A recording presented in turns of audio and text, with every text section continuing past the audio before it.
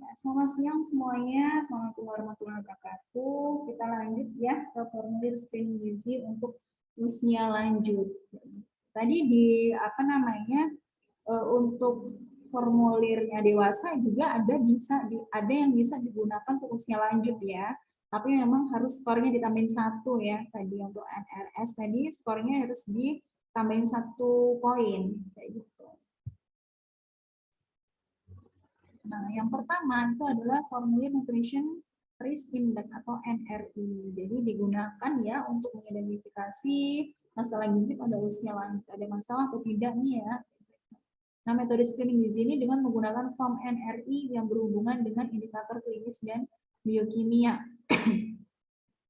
Jadi dia ada ambang batasnya ya di sini ya. Tidak ada malnutrisi ringan, sedang, dan juga berat. Seperti itu. Jadi dia ada ambang batas nilainya kayak gitu. Disesuaikan sama indikator klinis dan juga biokimia. Yang kedua, dia formulir Geriatric Nutrition Risk Index atau GNRI. Ini digunakan juga untuk melihat dia indikator biologis seperti serum albumin dan juga berat badan. Nah, ini untuk melihat perubahan ya, dia ada berat badan ada indikator berat badan ideal dan ukuran tinggi badan itu sesuai atau tidak ya. Nah, biasanya kalau usia lanjut itu kan nggak bisa berdiri tegak ya. Gitu. Ya, akhirnya juga tidak bisa mengukur tinggi badan, jadi bisa menggunakan pengukuran tinggi lutut, gitu ya. Nah, perhitungan skor GNRI ini bisa menggunakan formula ini. Jadi albuminnya berapa nih? Jadi 1,4 dikali albuminnya berapa, terus ditambah dengan 41,7 kali berat badan per berat badan ideal. Nah, jadi ini skornya ya. Jadi kalau dia beresiko tinggi, GNRI-nya kurang dari 82, sedang 82 sampai kurang dari 92, rendah 92 sampai kurang dari 98, dan tidak beresiko tuh lebih dari 98. Jadi kita setelah hitung nih, kita sesuaikan dia beresikonya yang mana nih. Gitu. Yang ketiga, ini adalah formulir Mini Nutrition Assessment atau MNA. Jadi dia MNA itu ada 2 ya, screening gizi dan juga assessment. MNA ada yang long, ada yang short ya gitu. Ini yang short ya. Kalau short itu dia terdiri dari 6 pertanyaan. Kalau yang dia long itu ada 18 item pertanyaan dalam 4 kelompok ya, yang dia antropometri, pengukuran kondisi secara umum, asupan dietnya, dan juga penilaian subjektif kayak gitu. Nah, ini skor MNA-nya ya. Kita lihat ini dulu apa namanya ke formulirnya kayak gitu. Ini yang short formulirnya ya. Jadi dia screeningnya apakah asupan makanannya menurun selama 3 bulan terakhir. Jadi dia ditulis di sini skornya mana ya, skornya berapa kayak gitu ya, 1, 2 atau berapa gitu ya. Terus dia juga 1 bulan terakhir ini mengalami penurunan berat badan atau tidak juga disesuaikan skornya ya. Dia berapa gitu berat badannya yang menurun, aktivitasnya bisa bangun atau bed rest, stres atau tidak gitu ya. Stres misalnya kayak bingung kayak gitu ya, dia 0 atau 1, 2 kayak gitu. Masalah neuropsikologi, nah, dia pelupa atau gimana gitu. Nah, itu bisa di sini. Terus IMT-nya ya, IMT-nya dia berapa gitu ya, berat badan dan tinggi badan, atau bisa menggunakan ini ya, tinggi lutut kayak gitu. Nah, bila tidak ada IMT-nya, jadi kalau IMT-nya misalkan di kalian ada tinggi lutut ya, intinya jadi bisa menggunakan tinggi lutut. Tapi kalau ini ya, kan bisa menggunakan lingkar betis ya, kalau misalkan dia tidak ada IMT-nya, atau bisa menggunakan tinggi lutut kayak gitu.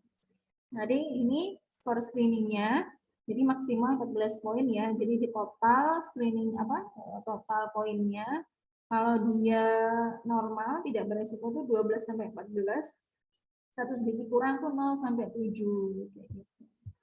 Terus kita lihat nih skor MNA-nya tadi ya, yang dia gizi kurang, terus apa tadi? Yang kemungkinan malnutrisi dan juga tidak beresiko, menurut skornya yang tadi ya. Ini lebih ke cara rencana asuhannya ya.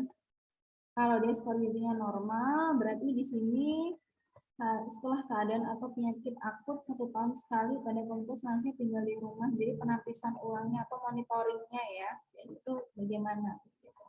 Kalau resiko berisiko gizi kurang, ini tidak ada penurunan berat badan, tidak ada penurunan berat badan ya, terdapat penurunan berat badan.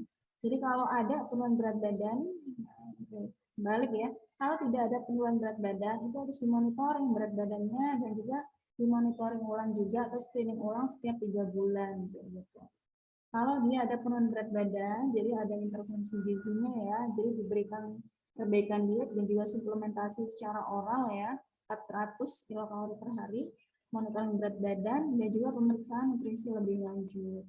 Kalau dia gizinya kurang ya, skornya 0 sampai 7, jadi perlakuannya intervensi gizi dengan perbaikan diet. Jadi kalau yang ini tadi 400 kilokalori per hari, kalau ini dia 400 sampai 600 kilokalori per hari. Dimonitoring juga berat badannya dan juga ini hampir sama yang ini. Cuma dia untuk perbaikan dietnya, penambahan suplementasi gizi oralnya ya. Ini 400, kalau ini 400 sampai 600 kilokalori. Itu untuk MNA ya, short MNA. Yang keempat itu adalah formulir nutrition screening inisiatif.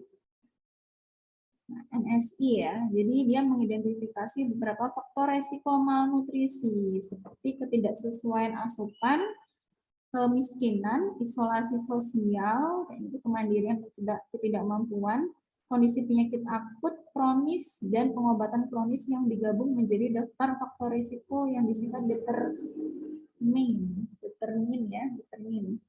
Jadi ini determinnya disease, eating poorly, toothless, atau mood pain. Jadi ini ya, jadi mengalami hal-hal seperti ini, involuntary weight loss, need for assistant with self-care, elderly years. Ya. Jadi dilihat dari kondisi yang seperti ini.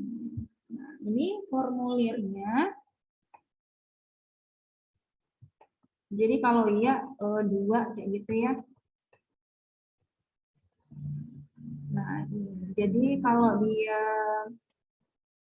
kenyataannya ya, saya memiliki penyakit atau kondisi yang menyebabkan adanya perubahan jenis atau jumlah makanan yang saya makan. Iya, kayak gitu itu 2. Jadi bukan 0, tidak, 1, iya. Kayak gitu. Ini sudah ditentukan skornya. Oh ini iya, itu 2. Kayak gitu. Kalau tidak, berarti ya 0. Kayak gitu ya. Nah ini dia disesuaikan sama skornya. Kalau di total ya, kalau dia 0 sampai 2 itu normal ya. 3 sampai 5 sedang malnutrisi, kalau lebih dari 6 berarti dia berisiko tinggi malnutrisi. 6 tuh misalnya lebih dari 6 itu, oh ini dia 4 sama 2 dia. Jadi memiliki masalah gizi atau mulut yang menyebabkan proses pemulihan terganggu dan juga tidak selalu memiliki cukup uang membeli kebutuhan makan sehari-hari. Jadi kalau ini di total sudah 6, kalau di total sudah 6 berarti sudah memiliki resiko tinggi malnutrisi. Kayak gitu. Jadi itu tadi formulir untuk usia lanjut ya. Jadi nanti kalau ada pertanyaan juga teman-teman bisa komen di bawah ya. Terima kasih semuanya. Wassalamualaikum warahmatullahi wabarakatuh.